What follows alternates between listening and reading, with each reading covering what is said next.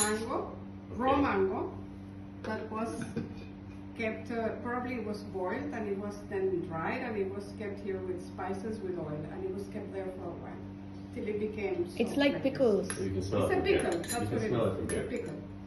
So it adds to the taste of your food. And it's a long process to go through. You take the mango, and then somebody's got to think about drying it, and then go, I got some oil. Put okay.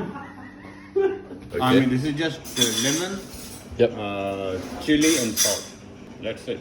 Okay. How long has that one been This there? has been around for maybe 8-9 months. Yeah. Yeah.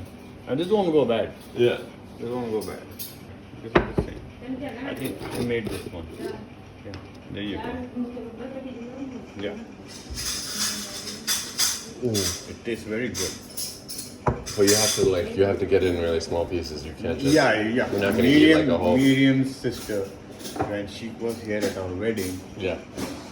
my stupid cousin gave her. They had like a whole lemon, and No. and served her one, and she didn't know. She took one and she put it in her mouth, the whole thing, and she was too embarrassed to spit it out, and she swallowed the whole thing. And then you never saw her again, and that was it. And this is some kind of mango pickle, another different kind from another aunt. Comes from different aunts. As long as they stay under oil, they don't go back. What kind of oil is it? Sometimes it's just any cooking oil. Sometimes it is mustard rapeseed oil. To people, is it like a kind of competition of like, I make better pickles than your pickles? Pickles is a big thing over here. Okay, so this is amazing that he had in the 60s, late 60s. His family had brought over during partition, 1948, when India and Pakistan separated. 25-year-old pickles. What? No, you get like a little bit of clout from the pickle. There's special pickles. You break them out on special occasions. You have a tiny little bit and it just resets your whole body. And this, I think, is, we're getting towards solutions for world peace. Everybody pickles. It definitely unites people. It's just like, what do you pickle and how do you pickle it? Yeah.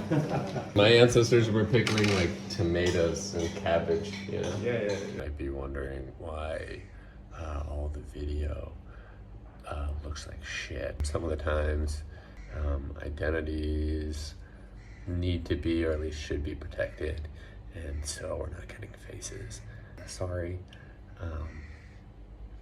because they got great faces. Better safe than sorry. I don't say that often. This is not entirely here in Pakistan, but can be one of those places where people know you're hanging out, hosting an American. There are not many left.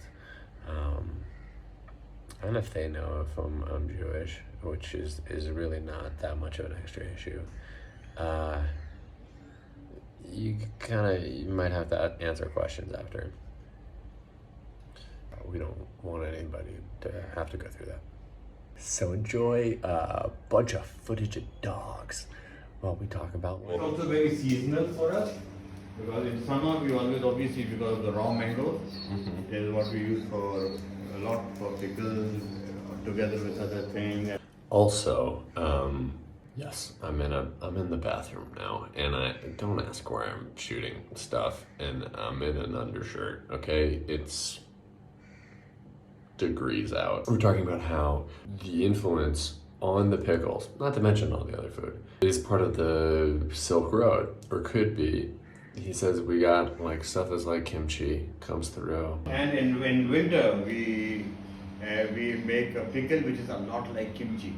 Tastes a lot like kimchi. Is that cabbage? No, it's turnips. Turnips, okay. Turnips and beetroot, and maybe a few leaves of spinach, etc., or just turnip. Pickled limes, lemons that you might find in Morocco. When we talk about Pakistani food, when we talk about Korean food even, when we talk about Moroccan food,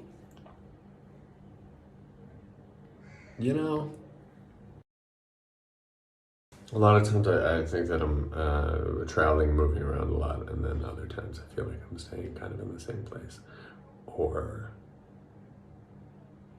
staying in the same place.